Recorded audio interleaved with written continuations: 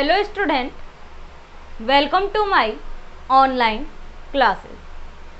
आज हम कुछ नई चीज़ डिस्कस करते हैं, वो है exam review BSc final year का। बीएससी फाइनल ईयर का एमजीएसयू यूनिवर्सिटी का आज एग्ज़ाम हुआ है 21 तारीख को, और पेपर हुआ है फर्स्ट।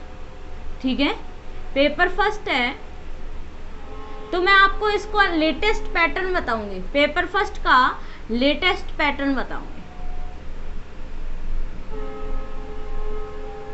ठीक है, लेटेस्ट पैटर्न बताएंगे, और आप इस वीडियो को ज़रूर देखना।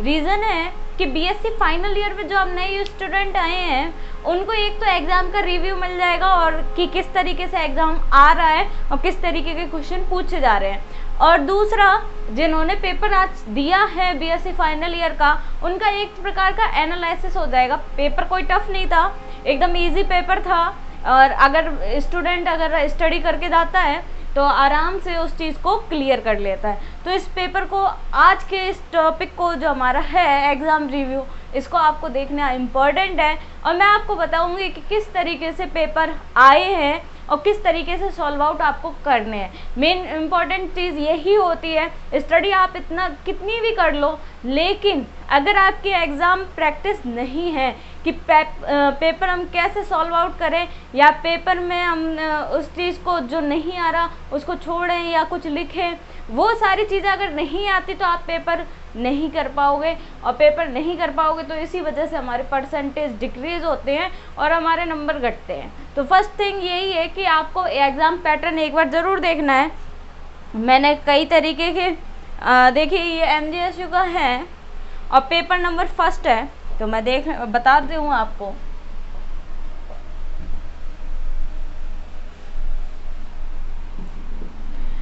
देखो, सबसे पहले तो इसमें फर्स्ट पेपर में एडवांस एलजेब्रा है फर्स्ट पेपर।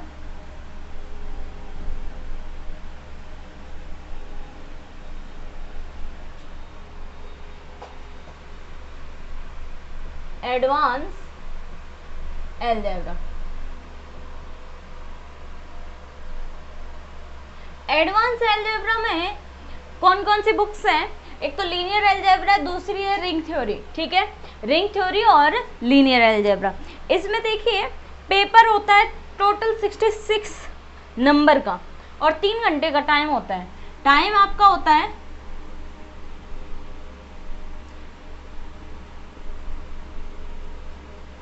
3 आवर्स, और इसमें मैक्सिमम मार्क्स होते हैं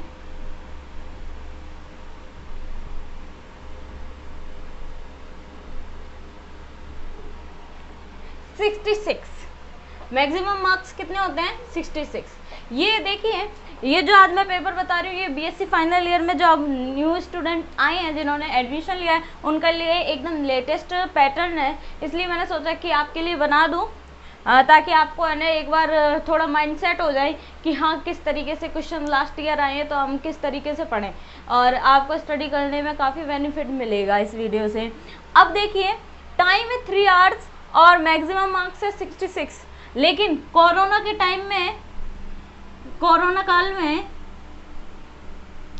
देखिए टाइम तो कर दिया 2 घंटे, टाइम कितना कर दिया? 2 आवर्स।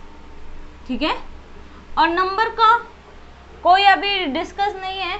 ये बोला गया है कि सेक्शन सी में 1 क्वेश्चन करना है और सेक्शन बी में 4 क्वेश्चन करने हैं, तो उस हिसाब से कि वो नंबर कम करते हैं, यानी कि अगर नंबर कम कर दें तो 12 नंबर, देखो 10 नंबर का सेक्शन ए होगा, और सेक्शन बी में 4 नंबर का 1 क्वेश्चन आता है, तो 4 करने तो 16 नंबर हो जाएंगे, और सेक्शन सी में 1 क्वेश्चन 12 नंबर का आता है, तो ये कितना आएंगे? 6, 2, 8 और 3, 38 नंबर का हो सकता है पेपर करें, या आगे डिसाइड होगा कि किस तरीके से नंबर किए जाते हैं, वो यूनिवर्सिटी का फैसला है कि किस तरीके से।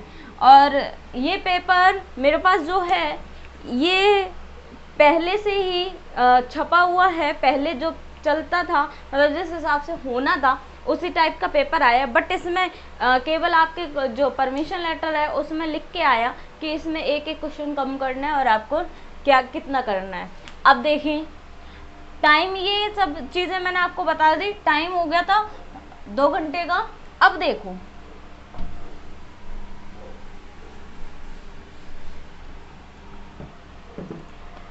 सेक्शन ए, सेक्शन ए में क्या बोला है, आंसर ऑल 10 क्वेश्चन,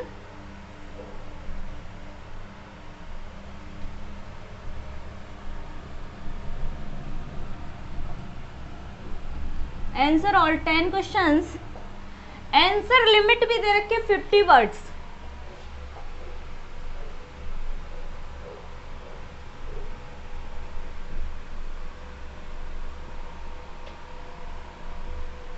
वर्ड्स और बोला each question carries 1 marks.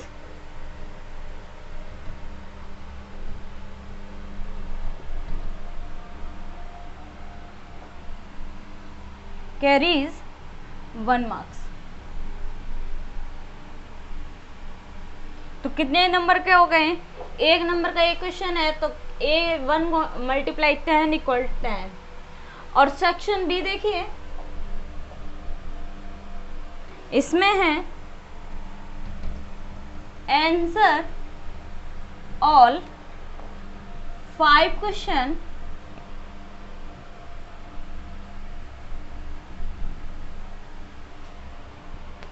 each question has internal choice।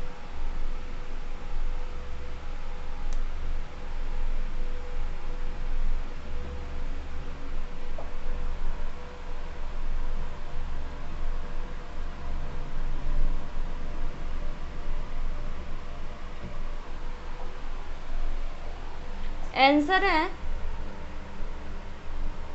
Answer limit 200 words और ईच क्वेश्चन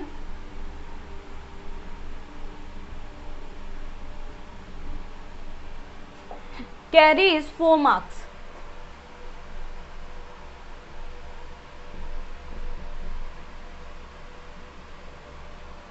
कितने होगा 4 मल्टीप्लाई 5 इक्वल 20। ये देखिए पहले आता था, ये पैटर्न पहले आता था और लेकिन कोरोना के टाइम में, ये बता दो कोरोना के टाइम में अब ये क्या कर दिया, इसमें से 5 क्वेश्चन है तो 5 में से 4 करने हैं।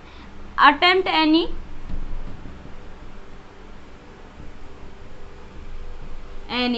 4 क्वेश्चंस, ठीक है, 4 क्वेश्चन अटेम्प्ट करने थे और 4 अगर 4 का मल्टीप्लाई करें तो 16 मार्क्स का हो गया।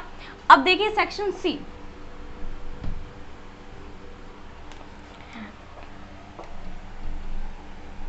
Answer any 3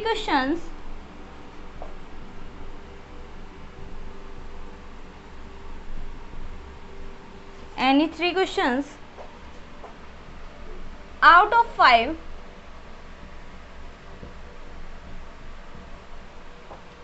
answer limit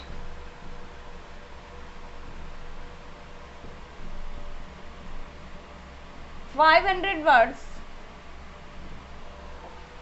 each question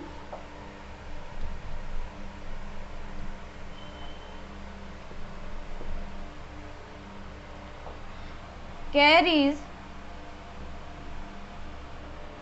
12 marks. कितने नंबर होते हैं, 12 मार्क्स का, और 12 मार्क्स का है तो 12 मल्टीप्लाई 3 यानी 36। कितने करने, एनी अटेम्प्ट एनी 3 क्वेश्चंस, लेकिन कोरोना के टाइम में इसको भी कर दिया अटेम्प्ट एनी 1 क्वेश्चन।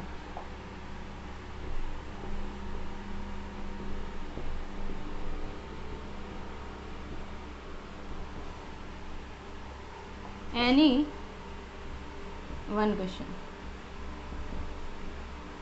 ठीक है, ये करा। अब देखिए सेक्शन ए तो क्या है, answer all 10 questions, answer limit 50 words, यानी 50 शब्द सीमा दे दी आपको 50 वर्ड्स की। और एक क्वेश्चन कितने मार्क्स का, 1 मार्क्स का है, तो टोटल मिला के 10 क्वेश्चन आते हैं सेक्शन ए में, तो कितने मार्क्स का हो गया, 10 मार्क्स का। ये एज इट इज, इसमें कोई चेंजमेंट नहीं किया गया। सेक्शन बी में देखो आंसर ऑल 5 क्वेश्चन, जो 5 क्वेश्चन है उसका आंसर देना है। पेपर तो वही पुराना छपा हुआ है कि जैसे हम होता था वैसे, लेकिन केवल परमिशन लेटर में और आपके जो नोटिस आया उसमें लिखा था कि अटेम्प्ट एनी 4 क्वेश्चन। अब ये बोला answer all 5 question, each question has internal choice, यानी कि प्रत्येक क्वेश्चन की इंटरनल चॉइस है, यानी अथवा पार्ट दे रखा था। जैसे 2 नंबर क्वेश्चन होगा तो उसके 2 पार्ट होंगे अथवा में, ये चॉइस होगी कि दो क्वेश्चन है उनमें भी चॉइस है। अब देखिए, और आंसर लिमिट 200 वर्ड्स, कितने शब्दों की शब्द सीमा है 200, और each question carry is 4 marks. एक क्वेश्चन कितने नंबर का है 4 मार्क्स का है, तो 4 × 5 इक्वल कितना हो गया 20। और कोरोना के टाइम में अटेम्प्ट एनी 4 क्वेश्चन अटेम्प्ट करने थे। और सेक्शन सी में देखिए क्या बोला है, answer any 3 question out of 5, 5 में से कुल मिला के 3 करने होते हैं, पहली सी चॉइस होती है 5 में से 3 करने, और लिमिट है 500 वर्ड की शब्द सीमा, और each question carry is 12 marks. एक क्वेश्चन कितने का 12 नंबर का, तो 12 × 3 यानी 36 हो गए। अब देखिए कोरोना के टाइम में इसमें भी क्या कर दिया, अटेम्प्ट एनी 1 क्वेश्चन, तो देखो 5 ऑप्शन है, यानी 5 में से किसी एक को चॉइस करना है, तो वेरी इजी। अगर आप कि कोई 2 यूनिट भी अगर तैयार है तो उसमें से 1 यूनिट का तो क्वेश्चन 110% आ ही रहा है आराम से। अगर कोई पढ़ ले तो सेक्शन बी भी आराम से कर सकता है, सेक्शन सी भी आराम से कर सकता है, और सेक्शन ए तो ऐसे होते हैं जो डेफिनेशन हम यूजुअली याद भी कर लेते हैं, तो वही चीज़ें पूछी जाती है। एकदम इजी पैटर्न था, कुछ हार्ड भी नहीं था, और ये भी ना कहें कि मतलब पेपर हार्ड आया, कुछ भी नहीं आया पेपर में ऐसा, आराम से अगर पढ़ें तो आराम से कर सकते थे। अब आप इसका स्क्रीनशॉट ले लो, वेरी इंपॉर्टेंट।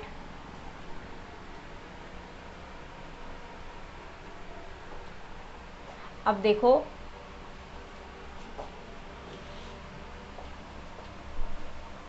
अब हम एक एक सेक्शन के क्वेश्चन और देख लें कि किस टाइप के क्वेश्चंस देखे गए हैं, और उनके जो क्वेश्चंस होंगे उनके थोड़े बहुत जो क्वेश्चन है उनके आंसर मैं आपको बता दूंगी कि किस टाइप से आपके लिखे हुए होते हैं, डेफिनेशन किस टाइप्स की आती है। लीनियर अलजेब्रा और रिंग थ्योरी के ये याद रखना, फर्स्ट पेपर वही है आपके।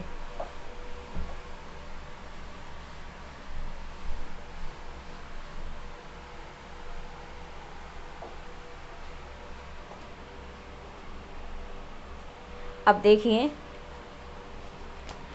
सेक्शन ए, सेक्शन ए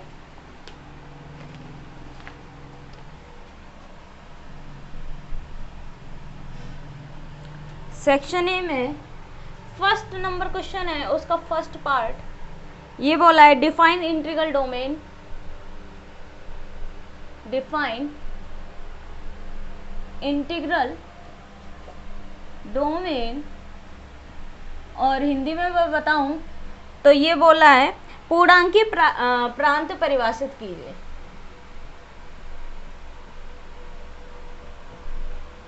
प्रांत परिभाषित कीजिए, ये क्वेश्चन बोला है, ठीक है। और इस क्वेश्चन का मैं थोड़ा हिंट दे देती हूँ कि किस टाइप का इसका आंसर है।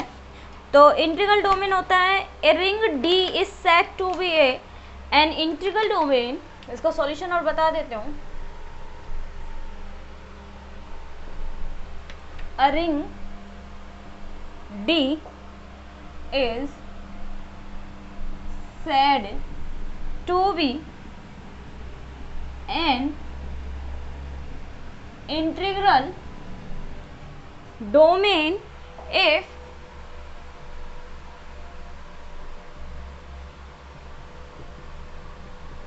it is commutative ring. It is commutative ring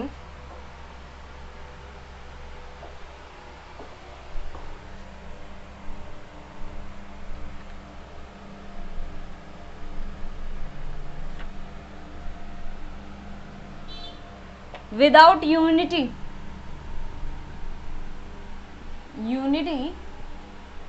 and without zero divisors.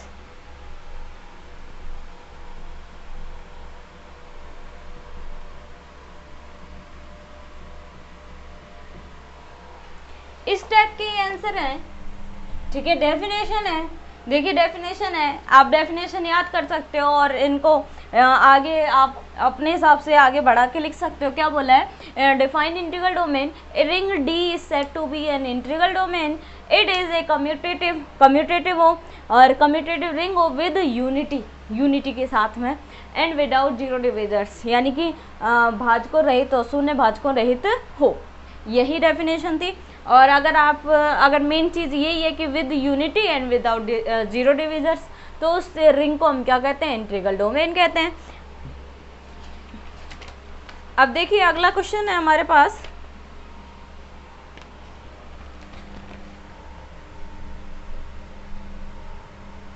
Define characteristic of a ring. इसमें रिंग वलय का अभिलाक्षणिक परिभाषित कीजिए। रिंग का अभिलाक्षणिक परिभाषित कीजिए। तो इसका आंसर है, देखिए इसका सॉल्यूशन मैं बताऊं।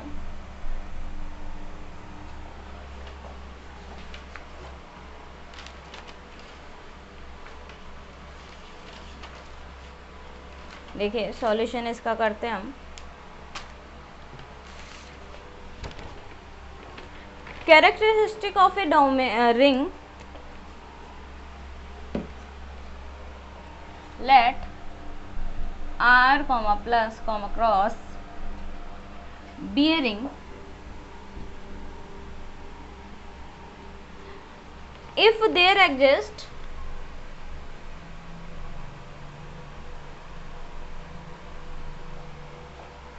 a positive integer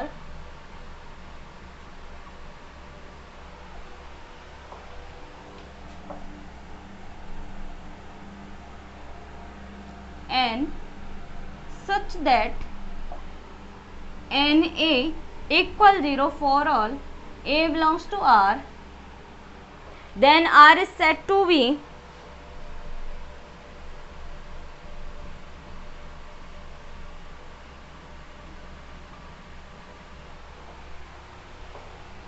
a ring with finite characteristic.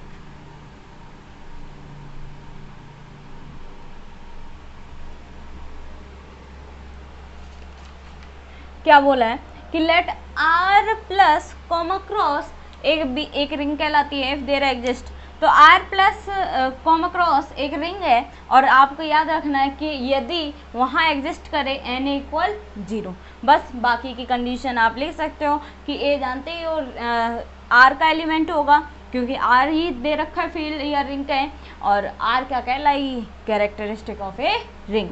तो एकदम इजी क्वेश्चंस थे। और अगला क्वेश्चन देखते हैं हम।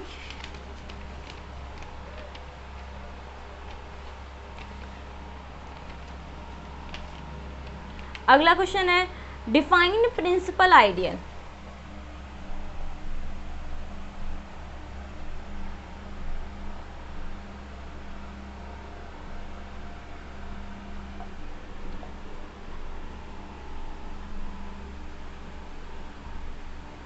डिफाइन प्रिंसिपल आइडियल यानी मुख्य गुंजावली परिभाषित कीजिए।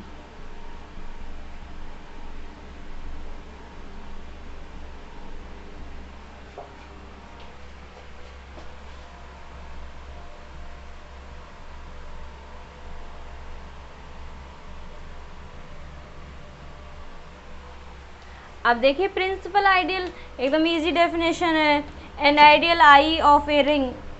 सॉल्यूशन देखिए, an ideal I of a ring R is called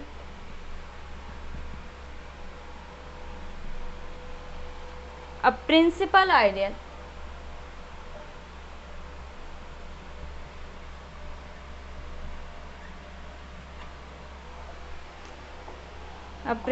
ideal of R if there exists A belongs to R such that I equal A। देखो एक रिंग R क्या कहलाती है? प्रिंसिपल आइडियल कहलाती है यदि I इक्वल क्या हो? A हो जाए। तो ये सारी सेक्शन ए में थे। अब आप इसका स्क्रीनशॉट लो, हम आगे पढ़ते हैं। अब देखिए, अब नेक्स्ट क्वेश्चन की ओर बढ़ते हैं हम।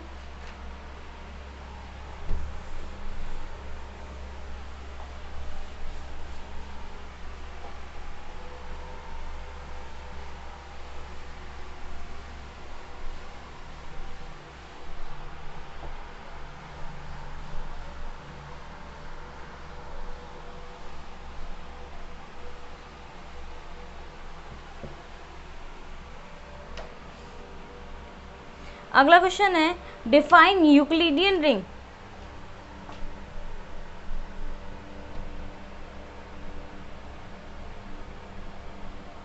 Define Euclidean ring.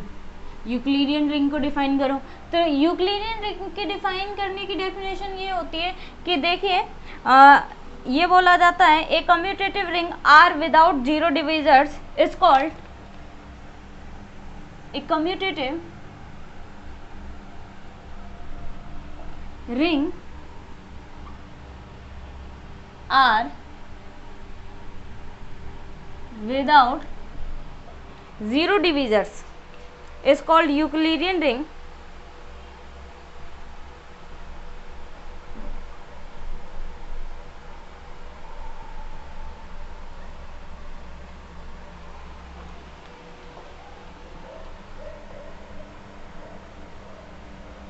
Euclidean ring if two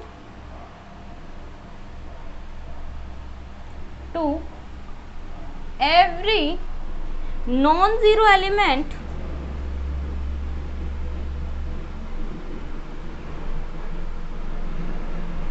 A belongs to R,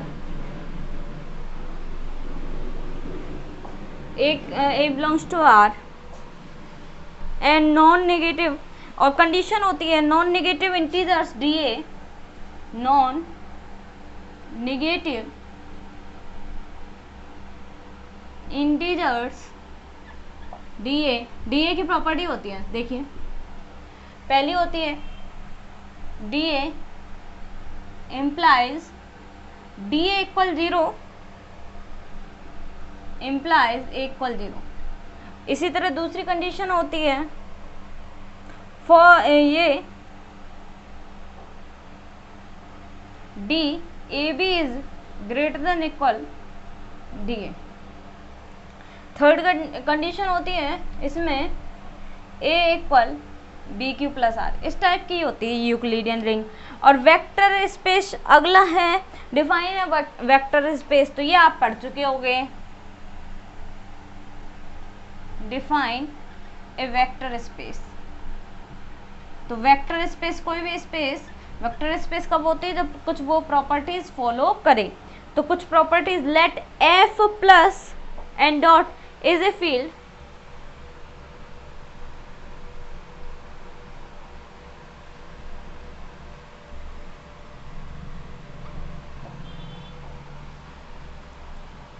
then plus such that B cross V2 V is vectored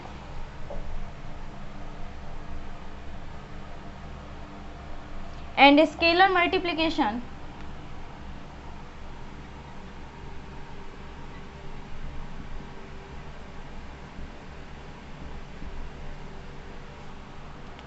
is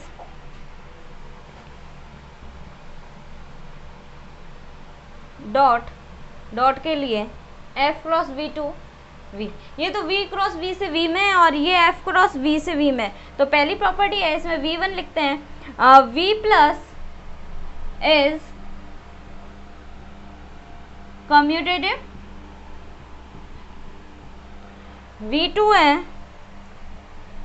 A dot alpha plus beta equal A dot alpha A dot beta, और third property है V3 A प्लस B dot alpha equal A dot alpha plus B dot alpha for all A comma B belongs to F और alpha belongs to B। और ये condition यहाँ देखिए, for all alpha belongs to alpha comma B beta belongs to B। दो property हो गई, तीन property हो गई और दो और हैं, ठीक है, दो और हैं। फोर्थ प्रॉपर्टी इसकी है ए बी डॉट अल्फा बराबर ए बी डॉट अल्फा, इस तरीके से लिख सकते हैं। फिफ्थ प्रॉपर्टी है one dot alpha equal alpha for all alpha belongs to B. ये आप इसका स्क्रीनशॉट लें।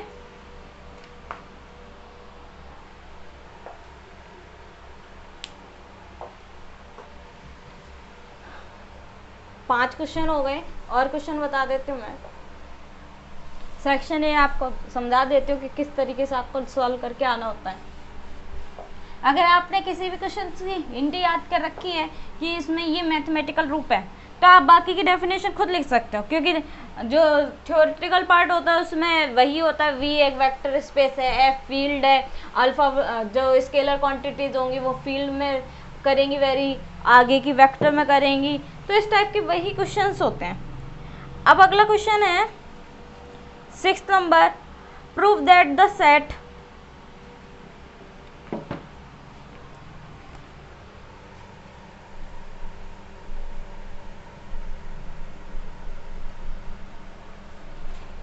that a set of vectors containing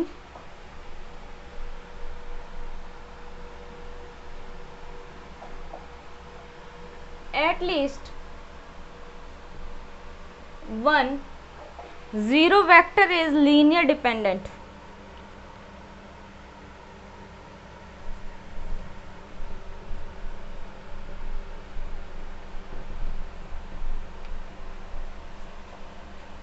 linearly dependent.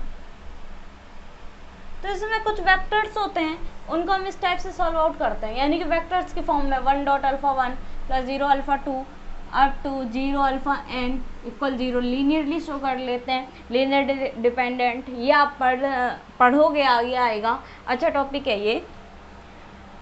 और देखिए 7वां है define kernel of linear transformation. Define kernel of a linear transformation। तो kernel की डेफिनेशन आप जानते हो क्या होती है, के टी यानी कि टी अल्फा, अल्फा बिलोंग करता है वी को, अल्फा बिलोंग करे वी को, तो के अल्फा या टी अल्फा इक्वल क्या वो जीरो, ये डेफिनेशन है के की, ठीक है। और भी इसकी अदर भी डेफिनेशंस हो सकती है रेंज, क्योंकि है ना लीनियर ट्रांसफॉर्मेशन है, ये तो मैंने आपको कर्नल की डेफिनेशन बताई है। अब देखिए अगला क्वेश्चन है define range space of linear transformation.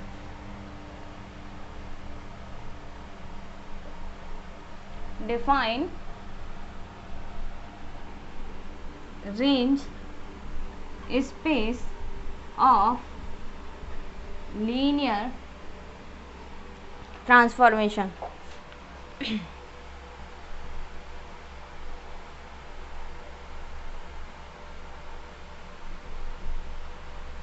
तो इसका सॉल्यूशन है ए मैपिंग टी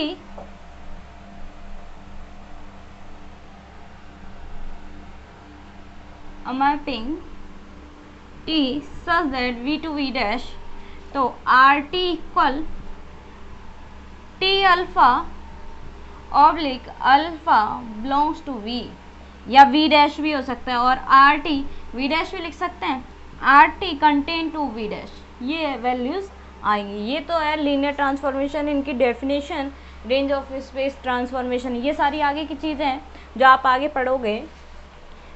अब आप इसका स्क्रीनशॉट लो।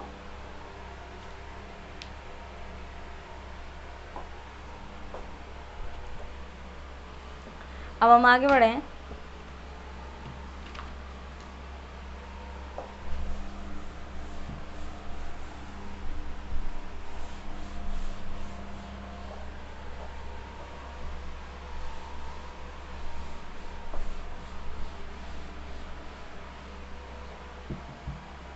अब देखिए अगला क्वेश्चन है, define eigen value and eigen vector of a square matrix. 9वां नंबर है, define eigen values and eigen vectors of a square matrix.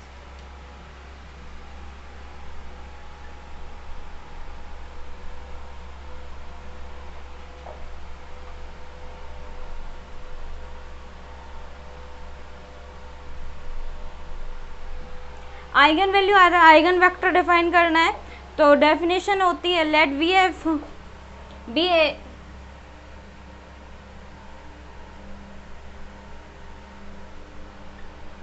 We F be n dimensional vector space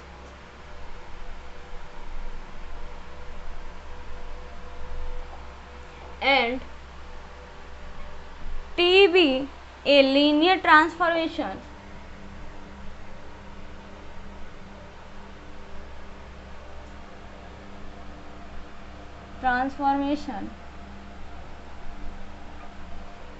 T such that V to V such that Tx equal lambda x और A x equal lambda x, ठीक है, where lambda is eigen values and x is eigen vector.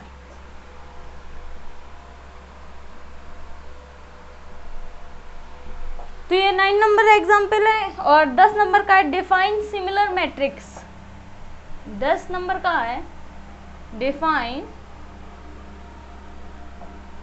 Similar matrix, define similar matrices, ठीक है, यानी समरूप matrices को define करो। तो इसका सॉल्यूशन है, डेफिनेशन देखिए क्या है, let A and B be two square matrices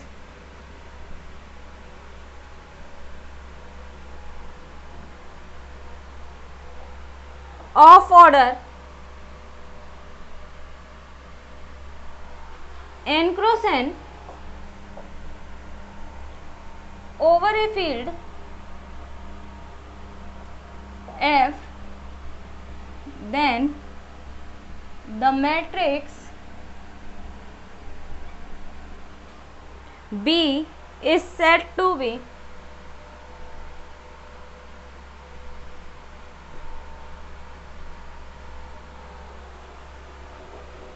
similar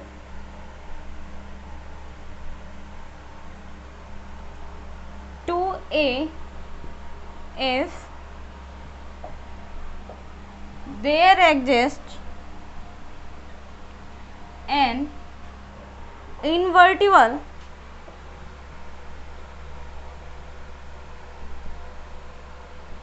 matrix P such that B equal P inverse AB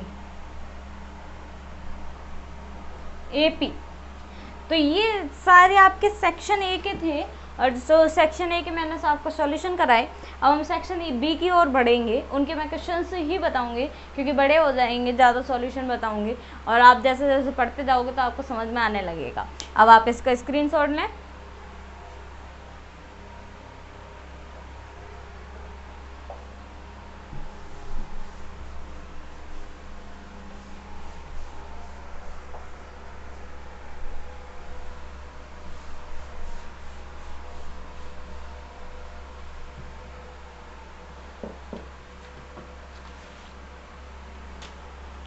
section B देखिए, सेक्शन बी में एक 2 नंबर क्वेश्चन है। 2 नंबर, पहले का 10 पार्ट है सेक्शन ए में। अब यहां देखिए, prove that every field is an integral domain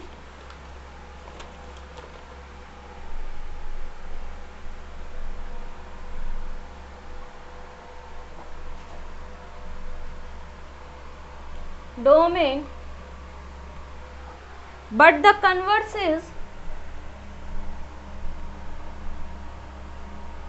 is not necessary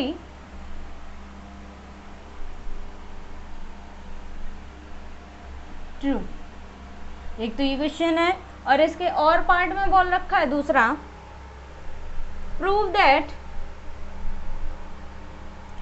the set S of all matrices of the form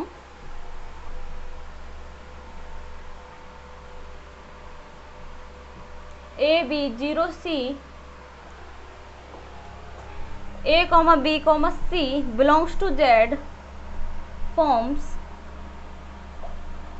a subring of the ring R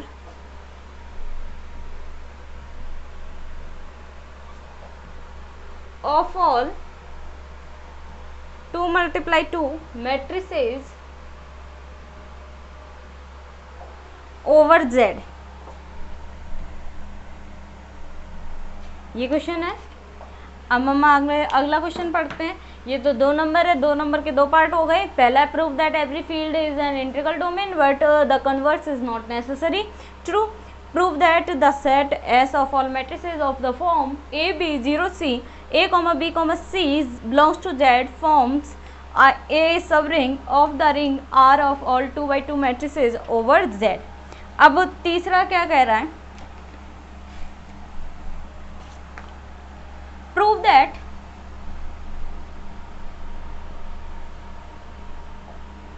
a field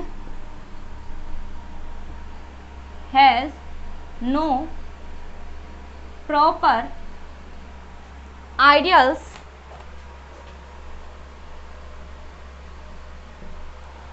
or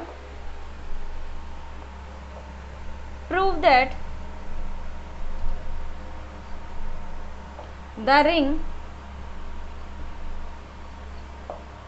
Z comma plus comma dot of integers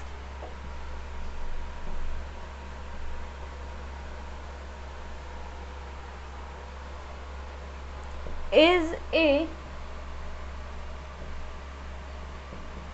principal ideal ring।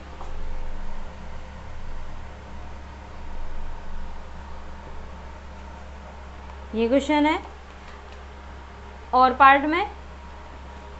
अब हम 4th number पढ़ेंगे और इसके बाद 4th के बाद हमारा 5th और 6th 3 क्वेश्चन और हैं। आप इसका स्क्रीनशॉट लें।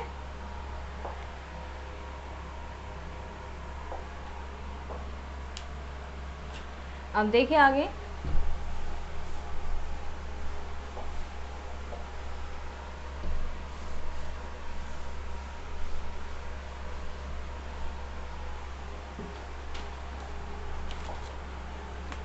फोर्थ नंबर है,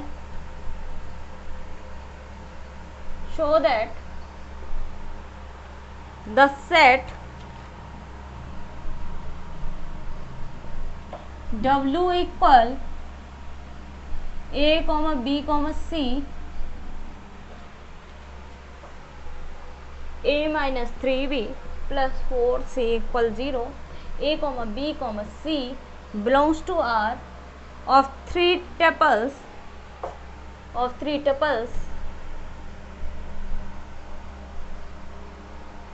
is a subspace of the vector space V3.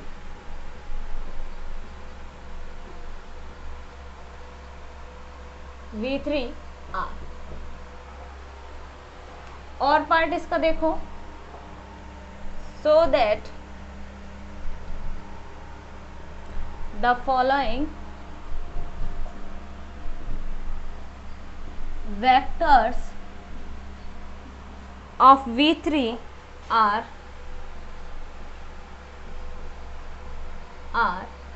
LD, और इसमें वैल्यूज हैं अल्फा 1 इक्वल 1 3 2,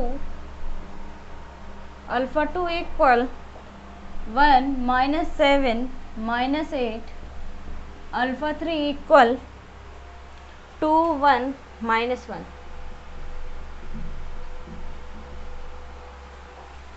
ठीक है, LD प्रूफ करना है इसको. ये क्वेश्चन नंबर 4. आगे अगला बता देती हूँ मैं. Question number 5.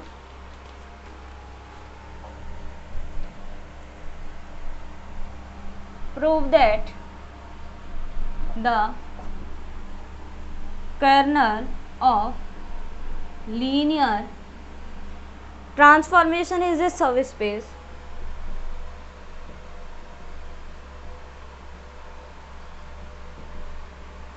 is a subspace. और पार्ट देखो इसका, इसमें बोला let VF be a vector space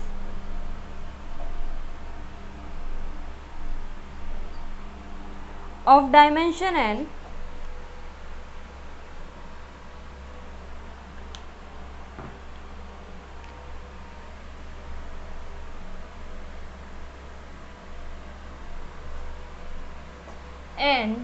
and B equal B1 B2 up to Bn,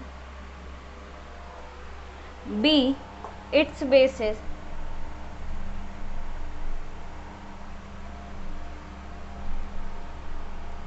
then V star has a dual basis B star equal x1 x2 up to xn such that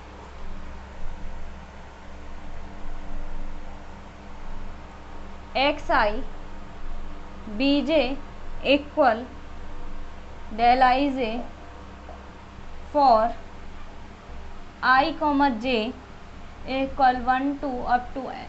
ये question है section 4 और section B में 4 और 5 number. क्या कुछ भी नहीं है. शो दैट इसको लीनियर डिपेंडेंट यानी सब स्पेस प्रूफ करना है, इसको LD प्रूफ करना है, इसमें linear transformation kernel of a linear transformation is subspace. अभी हमने डेफिनेशन भी यही आई थी कर्नल ऑफ लीनियर ट्रांसफॉर्मेशन. फिर ये इसमें बेसिस का दे रखा है, एकदम इजी पैटर्न था ये. अगर जिसने भी ये किया तो सही होगा मेरे हिसाब से, अगर वो कर पाया होगा तो आप इसका स्क्रीनशॉट लें. अब हम आगे बढ़ते हैं.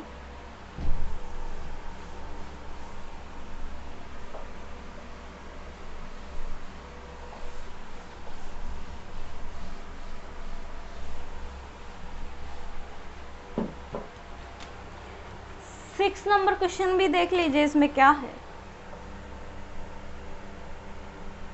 Prove that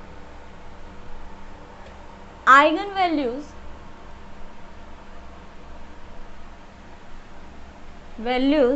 of unitary matrix of a unitary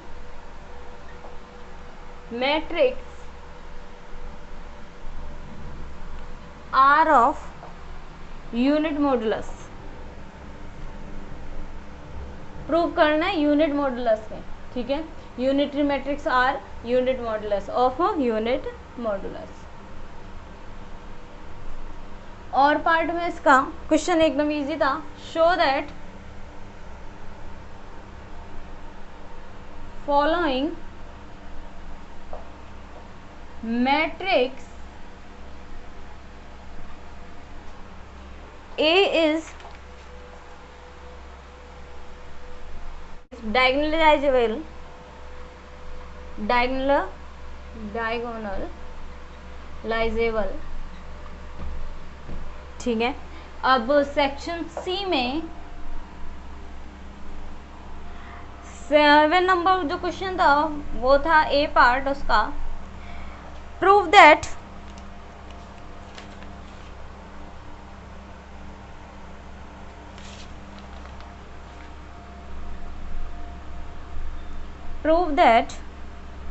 a finite commutative ring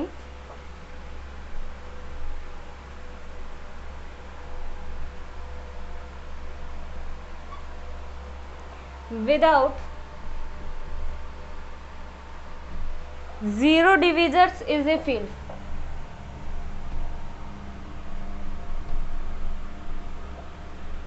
Is a field. और इसका बी पार्ट है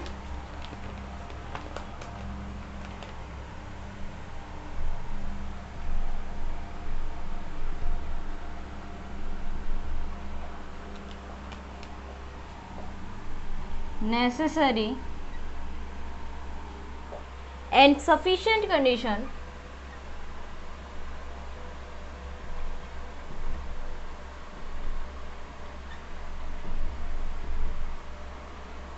for a non-void subset S of a ring R to be a subring of R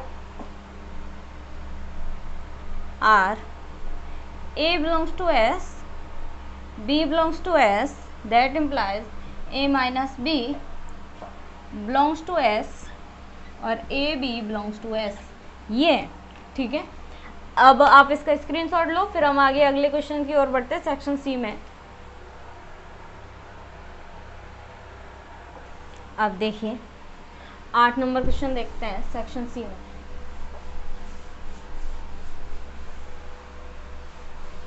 तो section C में एक ही question करना है, तो अगर आपने पहला क्वेश्चन किया है तो वो भी इजी था, एकदम इजी क्वेश्चन आया हुआ था, कुछ हार्ड नहीं था, पेपर हार्ड ही नहीं था। सेक्शन सी है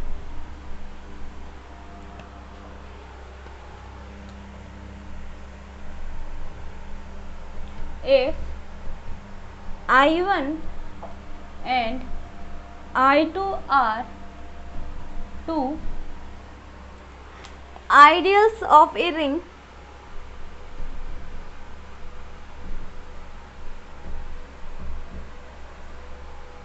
are, then I1 plus I2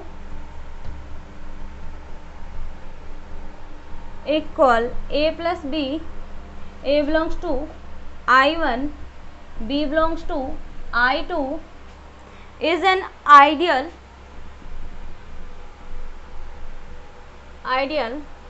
of R containing both I1 and I2, I1 and I2। B part देखिए, an ideal I of a commutative ring R with unity is prime ideal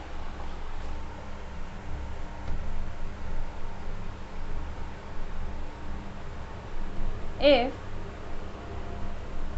Ri is an integral domain. Integral domain.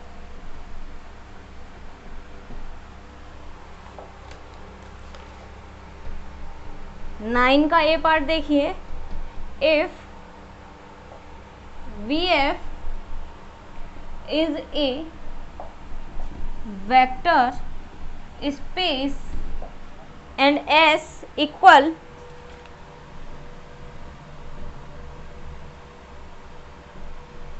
alpha 1 alpha 2 up to alpha n is a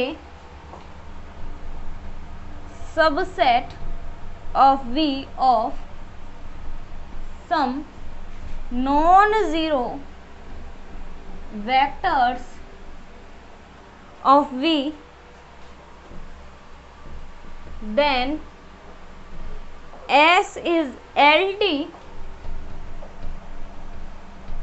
if there exist some vectors of S से ए के या alpha के where is less than n can be expressed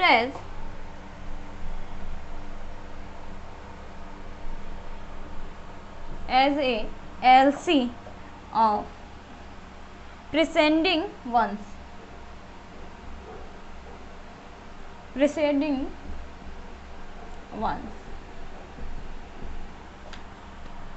nine का ए part है। अब देखते हैं nine का we part.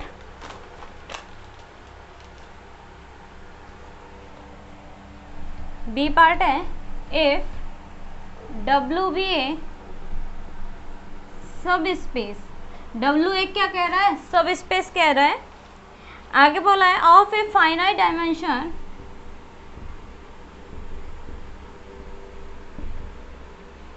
Dimensional vector space VF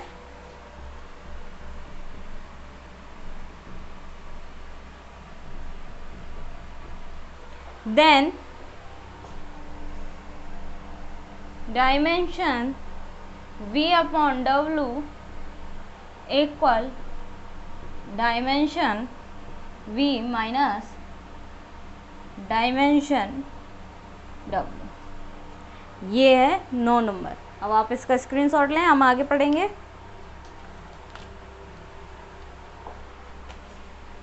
अब 2 क्वेश्चन और रह गए, 10 और हमारे पास 11।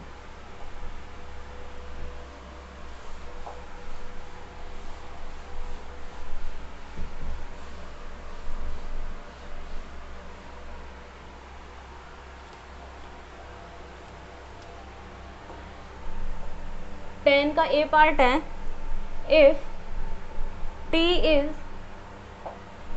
Linear transformation defined from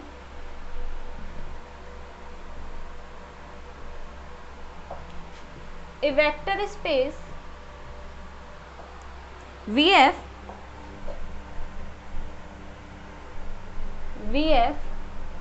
to another vector space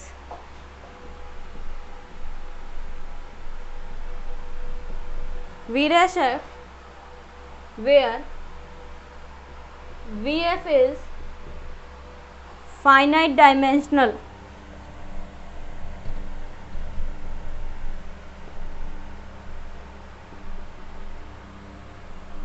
then rank T plus nullity T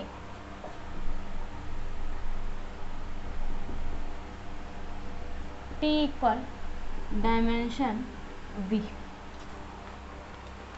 और इसका बी पार्ट है find the matrix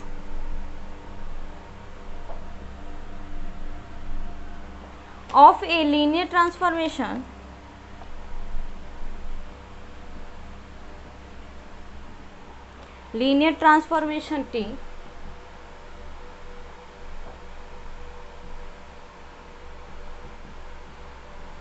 T on R3 with respect to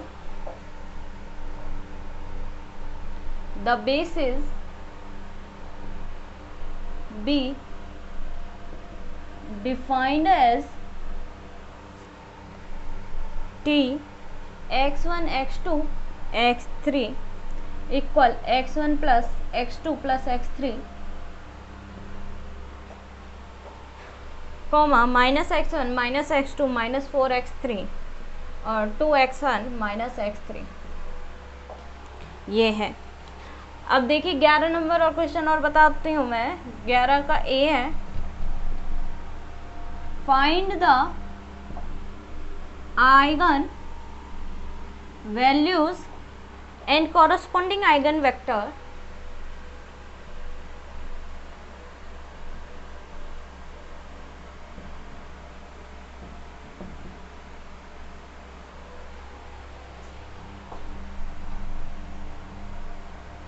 of following matrix और मैट्रिक्स ए गिवन है आपको 8 minus 6 2 8 minus 6 2 minus 6 7 minus 4 2 minus 4 3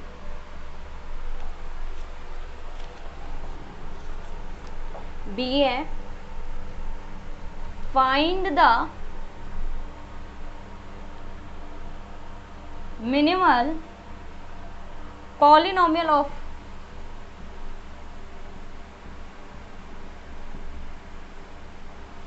of the following matrix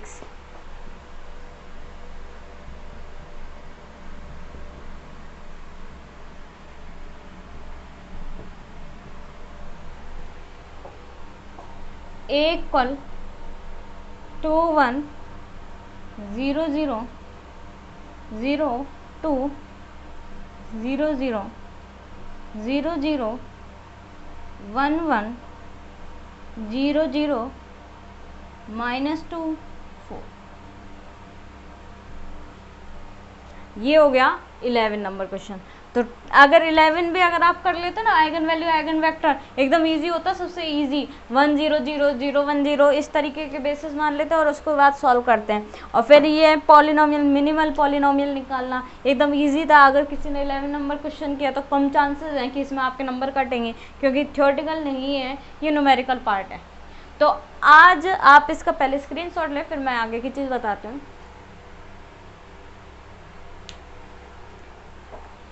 तो आज हमने क्या पढ़ा एग्जाम रिव्यू में, सेक्शन ए मैंने आपको कंप्लीट सॉल्व आउट बताया है कि किस तरीके से डेफिनेशन होती है। अब डेफिनेशन होती तो 2-3 लाइन की है, वहीं आप क्या करो थोड़ा बहुत एक्स्ट्रा एडजस्ट करने की कोशिश किया करो कि ज़्यादा से ज़्यादा मार्क्स ला सको।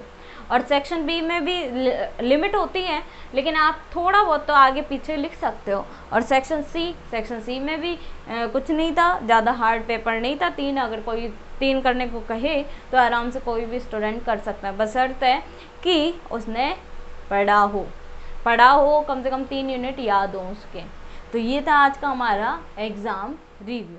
Thank you so much.